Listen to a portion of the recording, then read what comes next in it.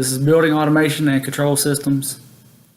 Building automation and control systems, or BACS, is the implementation of hardware and software in a facility to efficiently control and monitor the performance of electrical and mechanical systems.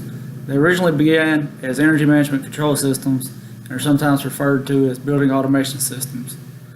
They help reduce energy consumption and control the facility's efficiency, as well as making its occupants more comfortable, and also referred to as smart buildings.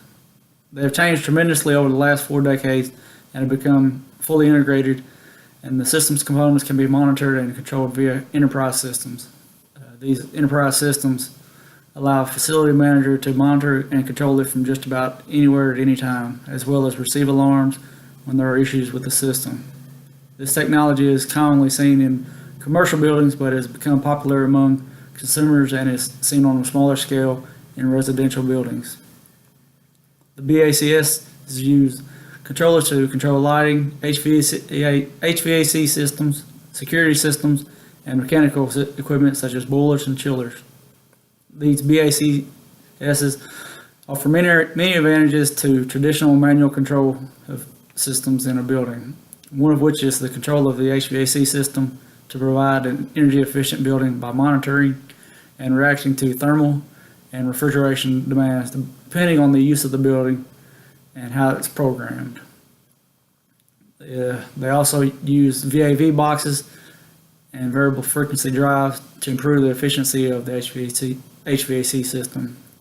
Many facilities can see about a 15% energy cost savings by putting variable frequency drives on circulating pumps.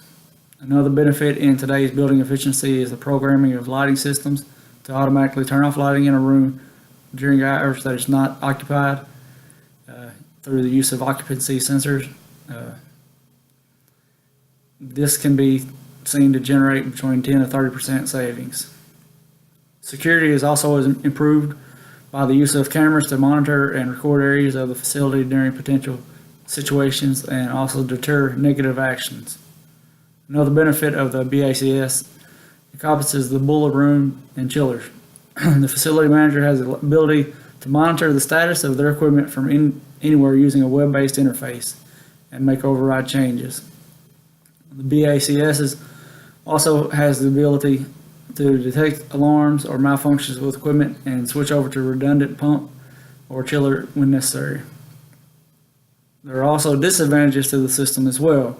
When you increase the number of controllers and communication protocols, you also increase the number of components that can fail.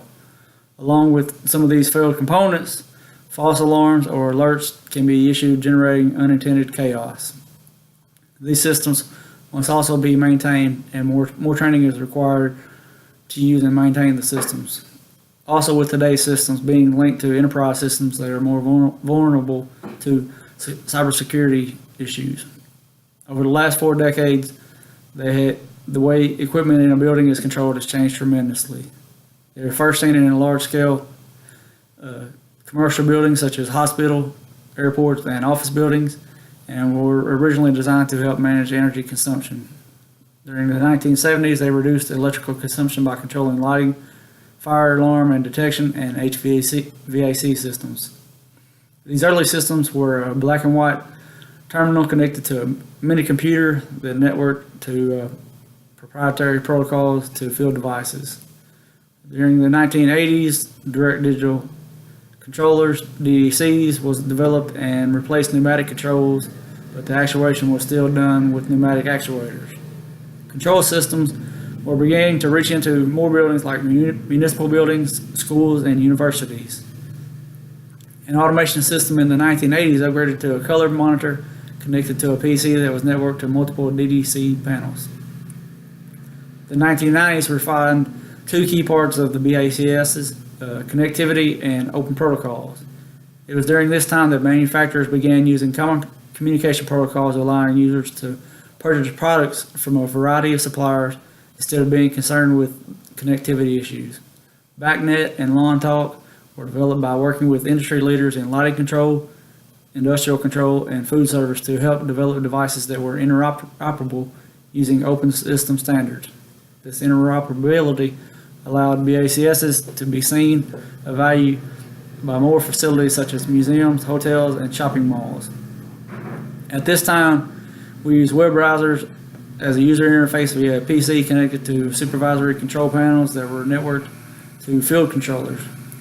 In the 21st century, BACSs were using the open protocols that had been developed in the 90s and began using TCP/IP protocols, which required the IT department to play a major role in the BACSs. This use of the TCP/IP protocol allows for the facility manager or anyone who wants to monitor a building to use enterprise systems to monitor and control the building components in real time from anywhere. Today's systems consist of a web browser interface that connects to web and data servers, goes through multiple firewalls, and communicates to supervisory and third-party engines via TCP/IP open standard protocols. The control application specific controllers via open communication standards.